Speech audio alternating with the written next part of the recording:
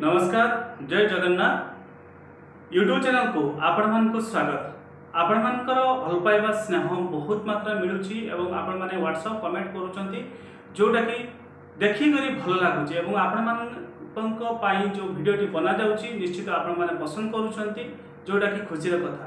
चलंतु आज रे video start करबा एवं कोन रहिची वीडियो रे कंप्लीट वीडियो प्रथम शेष पर्यंत देखिबे। दर्शक बंधु आज आम आलोचना करने जाऊँ मे मास मासिक राशिफल मेष राशि व्यक्ति मान जीवन में कौन कौन घटवाई जाऊँगी कौ कौ क्षेत्र में आप सफलता पाइबे एवं कौन कार्य आप न करवा उचित जहाँ जीवन में आप दुख पाइबे।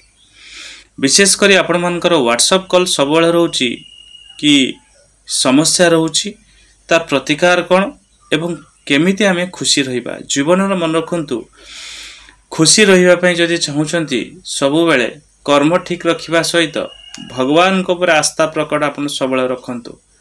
जदि भगवान का शरण आप न रे ताहले जीवन में सबु बेले मन रखु दुख ही दुख पाइबे। आप जेकोसी भगवान को भल पाउछन्ति पांतु किसी समस्या नहीं एवं धार्मिक हिसाब से टिके आपन को रही पड़ो। एवं जेहेतु शनि 7.5 आपणकर आरंभ हो जाए मार्च 29 तारिख रु तेणु विशेषकर तो शनि भगवान दृष्टि आपण रहिबो। तेणु आपणकर राशि व्यक्ति जो माने भी अच्छी आपण पुरुष हुंतु बा नारी सबु बेले निज कर्म को आगे ठीक रखी चलिए। एवं शनि भगवान होउछन्ति न्यायर देवता आपण को न्याय रहीकि चलवाई पड़ो।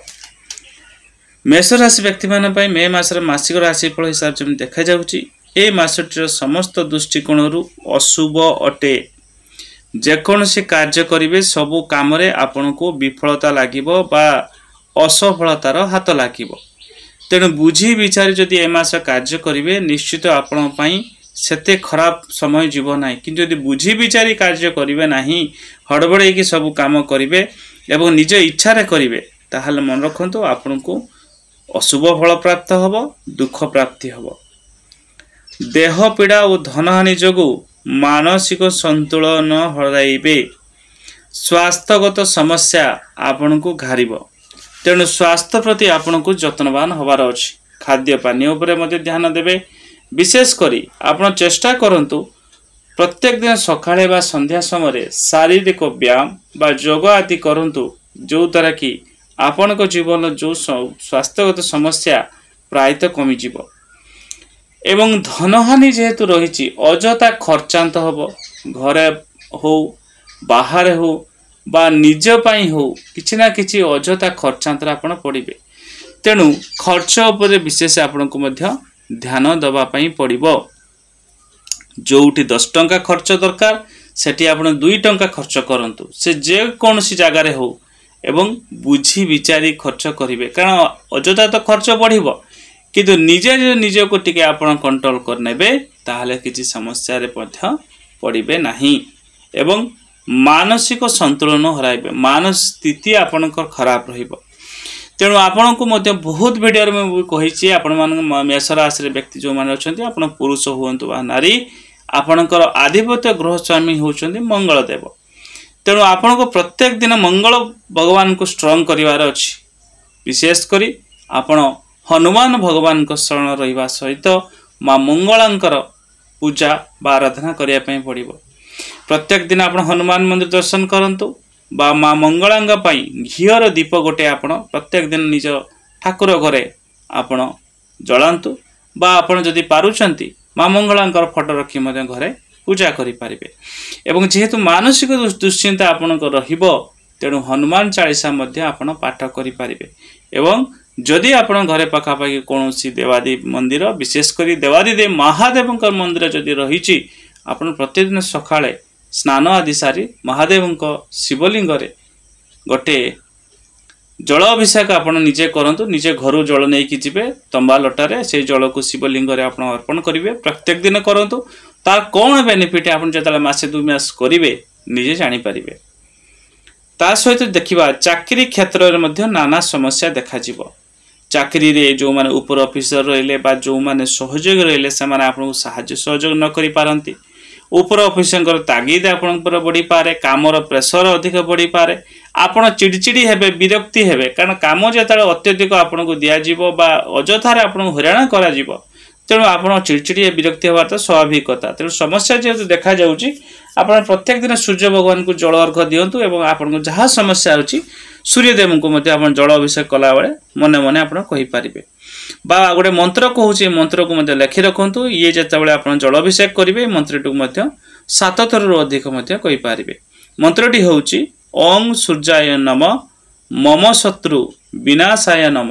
ଆଉ ଥରେ କହିଦେଉଛି, ଲେଖି ରଖନ୍ତୁ ନହେଲେ। ଓଂ ସୂର୍ଯ୍ୟାୟ ନମ ମମ ଶତ୍ରୁ ବିନାଶାୟ ନମ। ବ୍ୟବସାୟରେ ମଧ୍ୟ ବ୍ୟୟ ଅଧିକ ହେବ।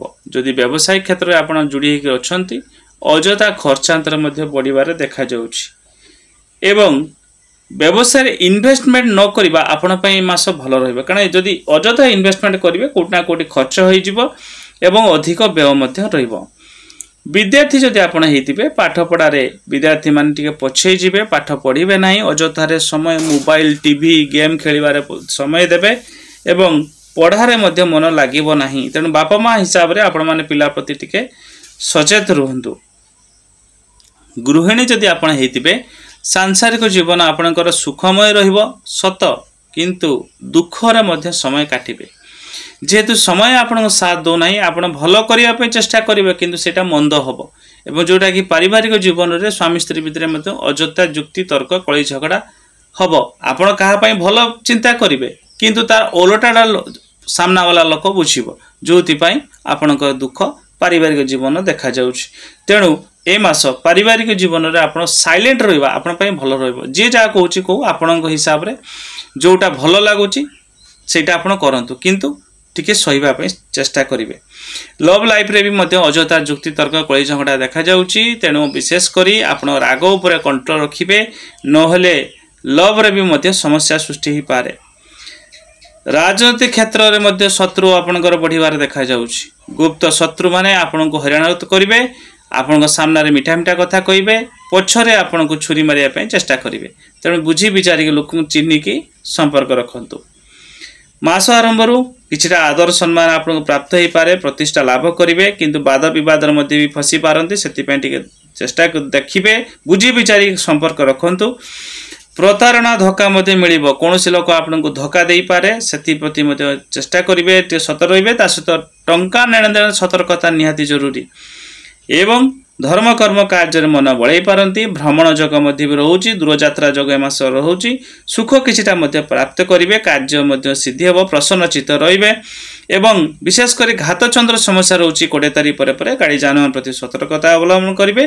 पारिवारिक जीवन मध्य सुख सम्मान टिके पाइबे, सुख रहिबे, किंतु मास शेष को मध्य अपवाद और कलह जग रोचे। प्रतिकार हिसाब से आपण सब बेले देवादिदेव महादेव को दर्शन करंतु, हनुमान चालीसा पाठ करंतु, हनुमान मंदिर दर्शन करंतु एवं सब बेले न्याय रहिबा पय चेष्टा करंतु। धन्यवाद, नमस्कार, हर हर महादेव।